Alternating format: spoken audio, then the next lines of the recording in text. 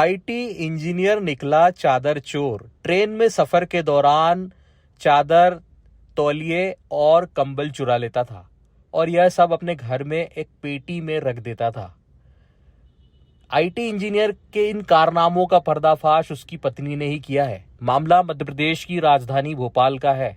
भोपाल में रहने वाले एक आईटी इंजीनियर को चोरी का चस्का लगा। वह ट्रेन से कंबल, चादर और तौलिए चुराने लगा।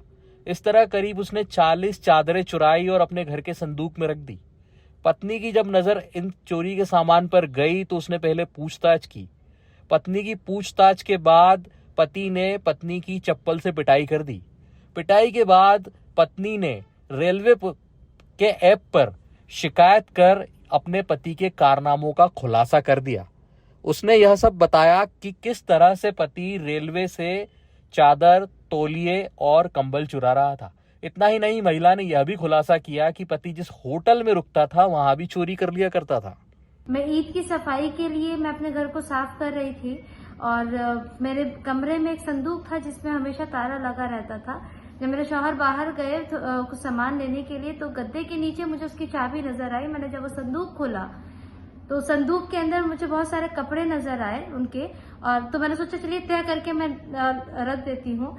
जब मैंने सारे कपड़े बाहर निकाले तो उसके नीचे की तरफ मुझे रेलवे की बहुत सारी चादरें, तकरीबन 30 से 40 मुझे वहां पे तौलिए, उनके 6 कंबल मुझे वहां पे नजर आए, जो कि मेरे लिए अनडाइजेस्टेबल था कि ये सब चीजें क्या हैं। और इसी वजह से मैंने अपने, जैसे मेरे शौहर घर पर आए तो मैंने कहा उनको कि ये सब चीजें क्या है और ये सब यहाँ पे क्या कर रही है, इनका कोई रिलेवेंस नहीं है, कोई काम नहीं है घर पे, और आपने ये चोरी किया जो कि मुझे अच्छा नहीं लगा इस चीज के लिए। आप काइंडली ये सारी चीजें उन्हें वापस कर दीजिए।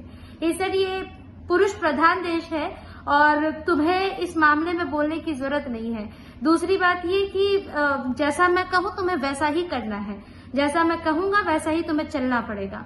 तो मुझे वो चीज थोड़ी सी डाइजेस्टेबल नहीं लगी, इसीलिए मैंने रेलवे पे फोन किया और रेलवे को कहा कि काइंडली आप अपनी संपत्ति वापस ले लीजिए, ये मेरे घर पे रखी हुई, क्योंकि मेरे खानदान में, मेरे घर में ये सब चीजें नहीं होती।